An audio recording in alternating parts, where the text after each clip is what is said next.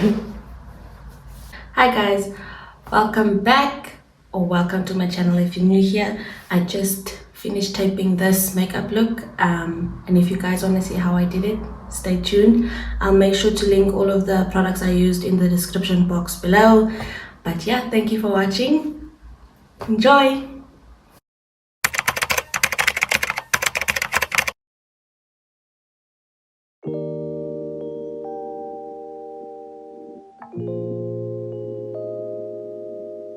Hi loves.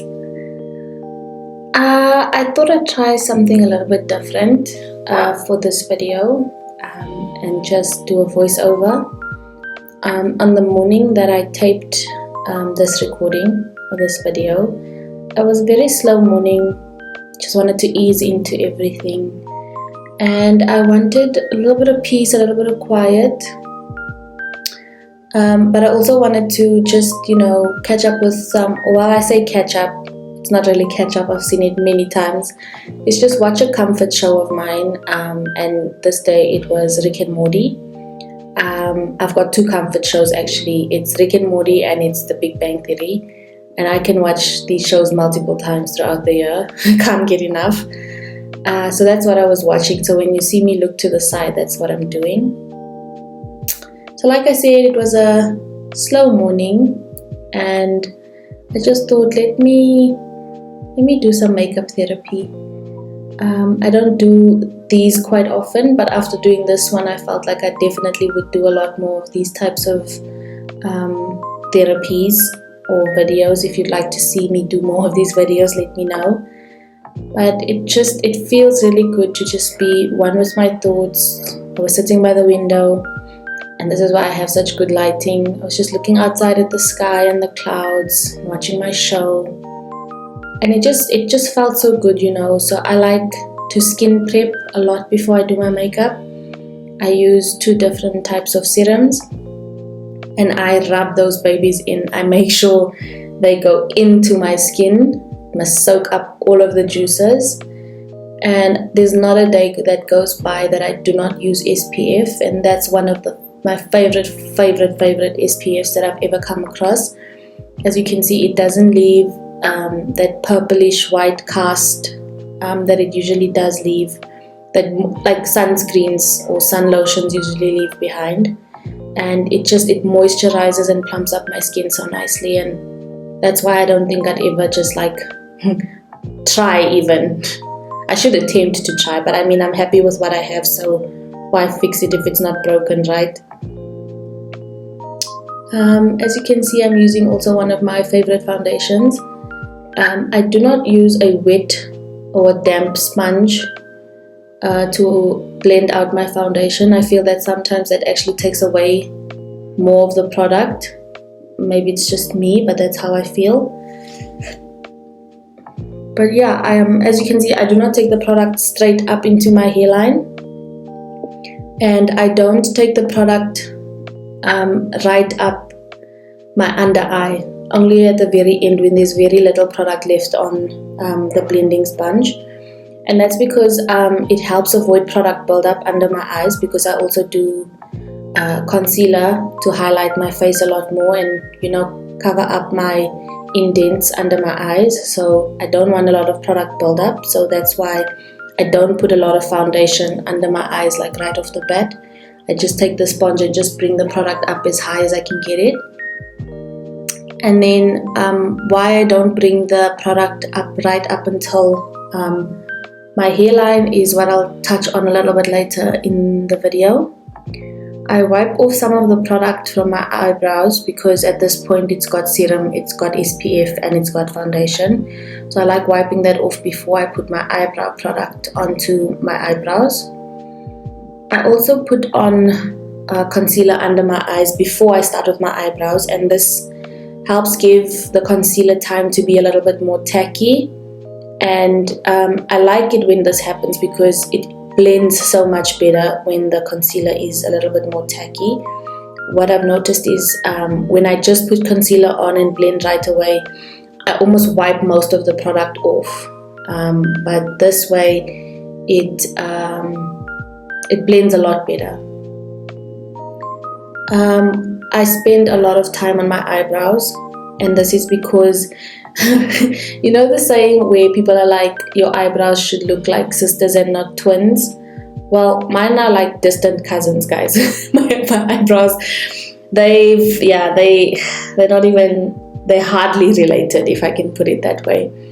I don't know if it's just my shaped face, but I have an eyebrow that's slightly higher on my face than my other eyebrow. So I use my eyebrow stuff to kind of hide that, and I think I do quite a good job at doing that. The one I'm currently busy with is the one that's a little bit higher up, and I think that's because the muscle always like lifts. Like it's the first thing that reacts on my face is that muscle that raises my eyebrow, and I'm not sure why. But yeah, and I've got sparse eyebrows, so my hair doesn't grow very nicely in the arches of my eyebrows. So I have to focus a lot of product in the right places. I've gone through a lot of eyebrow product. I'm quite happy with this one from LA Girl. I don't like its applicator, so that's why I use my own brush to apply the product onto my brows. But I'm pretty happy with this product. It's the right shade for my eyebrows, and it lasts all day, and it also kind of works like I want to say wax, but not really, but it tames my eyebrows and keeps them down for the whole day, and that's what I like about this product. I am looking into like microblading, is that what it's called? Like the shading of, like the permanent shading of my eyebrows. But it's very difficult finding someone like that will do the job that you want them to do, especially because like the way I'm so funny with my eyebrows, like I've been doing my own eyebrows at home even, like I wax and I tweeze my eyebrows at home, and that's because I struggle to find someone that I actually like completely wholeheartedly trust with my eyebrows. And I need to find someone who I trust, because I mean micro shading or whatever it's called, it's permanent, so I can't just let anybody do it. I need to know that I trust that person wholeheartedly, because it's my face. Like I'm very finicky about my eyebrows, and I don't just want anything or anyone like to just ruin them. If I ruin my eyebrows at home, I'm happy with that. But if somebody else ruins it, I might just hold a grudge. This is what I was talking about with the concealer under my eyes. Look how nicely it blends out now that it's had some time to become tacky. I also like using a smaller sponge, because this way I can be more precise as to where I want the product to go. What I noticed when I used my bigger sponge for my under eyes is that it pulls the product to a larger space than where I actually want it. So with the smaller sponge, it actually gives me a more focused area. And that's why I use the smaller sponge for under my eyes. This Pro Concealer from LA Girl is the girl she thinks she is. It comes with its own applicator, which is awesome. And I found the perfect shade for contour with this product. It's one of the best I've ever used. But I'm open to try new things. Like I said, I'm happy to learn, grow. So suggest some of the contour products that you guys use on your skin. I'll be happy to try some. This is the reason why I don't blend the foundation right up into my hairline, is because I like to go in with my contour products, my darker shade of contour products by my hairline, and this just gives me like a I don't want to say smaller forehead. I mean, I have no qualms with my forehead, but it shades it in the places I want it to be shaded. So that's why I rather go into my hairline with the contour color than with the foundation. I like contouring my nose this way because I like when it looks like a little button nose. I know that sounds weird, but it's what I like, so that's what I do.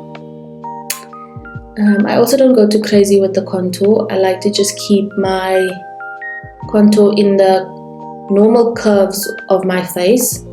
Like, I don't do anything too drastic. I like to keep it very simple, and that's what I do when it comes to contour.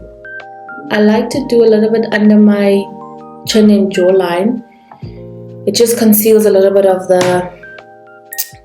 my friend right there.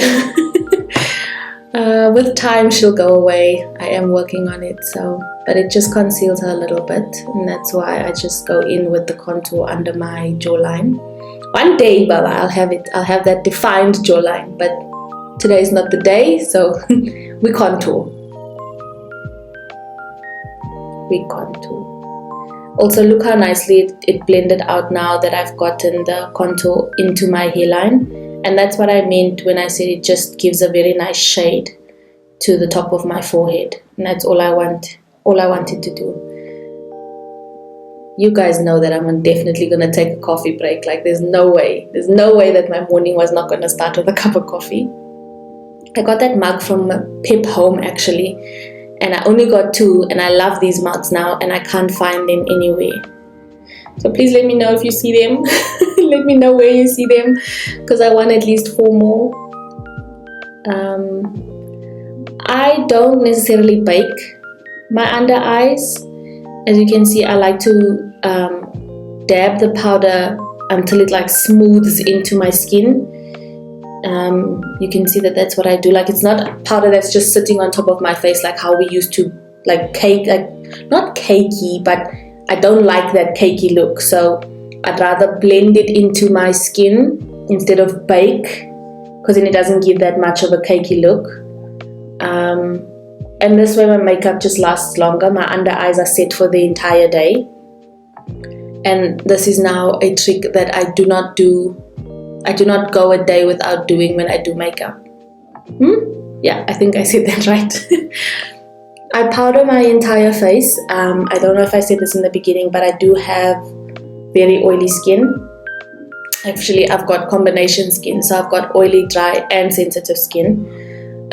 So I don't like using a lot of mattifying products, but I'd rather try setting my face and then using a finishing spray to get a more mattified look, but not extremely mattified. And I find that this way my skin doesn't oil up as fast throughout the day. Like, my skin, the makeup actually lasts me quite a while throughout the day. This Too Faced eyeshadow palette, guys, I don't even know. I think I bought it at some Dodge underground shop a very long time ago. But I just love the shades of this palette. I love all of the shades, but I usually, for like an everyday makeup look, I go for the orangey brown shade and the brown shimmer, and I feel like that looks the prettiest on me. I don't experiment a lot with eyeshadow, so yes, they're nice shades. The palette is filled with nice shades, but I literally only use these 2 colors every time I do my makeup. Depending on like if I have a themed party or something, like if I'm wearing pink, then I'll try and change it up a little bit, but this is mainly my go-to. And I mean, look how pretty that looks with the shimmer. And the shimmer color goes a long way. As you saw, I literally used 1 swipe for each eyelid. And yeah, I mean, I think it looks good. A step that I don't usually do is blush. That's because, if I'm being honest, I don't know where I must place it. I don't know how to use it. I don't know if I must use liquid or if I must use powder, pigment or non-pigment. Like, it's too much stress to worry about. So, so I just do bronzer. And when I showed you guys the palette, my highlighter of that palette broke when I went to Cape Town with work last year, I think it was. But it's still lasting me. It still goes a long way. And then for the bronzing of my cheeks and forehead, I use all of the rest of the colors from the second to the end, and I just swipe my brush over all of them, and then this is the effect it gives. I mean, it looks stunning to me. It looks beautiful. And as you saw, I didn't brush off any of the excess powder. Like I said, I like when it smooths into my skin. And I don't wipe it off at all. Instead, I just top off with my setting spray. And I find that the setting powder and the setting spray in combination gives me that, like, a longer lasting look for throughout the day. I can go dancing, I can be in the sun, and my makeup would look bomb by the end of the night still. So it's a hack that I found, and I don't think I'll leave it alone anytime soon. So try it and let me know if it works for you. Love to hear in the comments. Please let me know.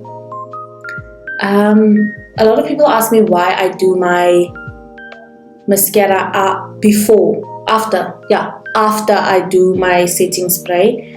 I've got texture sensory issues. Sometimes I can be very fussy, so the times that I do my mascara before the setting spray, I feel like my mascara becomes very sticky, and I hate that feeling. I know it sounds very weird, but that's the reason why I first do my setting spray and then my mascara afterwards, because it feels heavy, it feels sticky. I feel like my eyelashes are gonna shut closed together like that one episode of SpongeBob. But yeah, that's a me issue. I should probably see someone about that, but hey yo, we move guys, we make a plan. So that plan is to just use the mascara after the setting spray.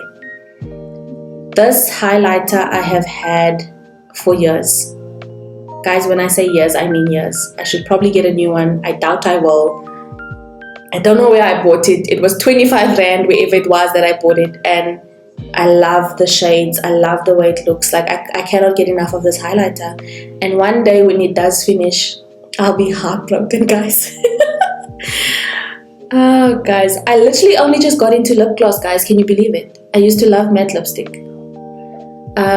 In high school, there used to be this lip gloss that was bought, but it's like this. It was a very oily lip gloss. It had a roller ball, came in different colors. I'm not sure if you guys remember them, but I think that's where the hatred for lip gloss started. But I'm back now, and I found one that I like, and it's from Essence. And this is the finished look, guys. Gotta give you guys a little slow-mo, you know. Enjoy.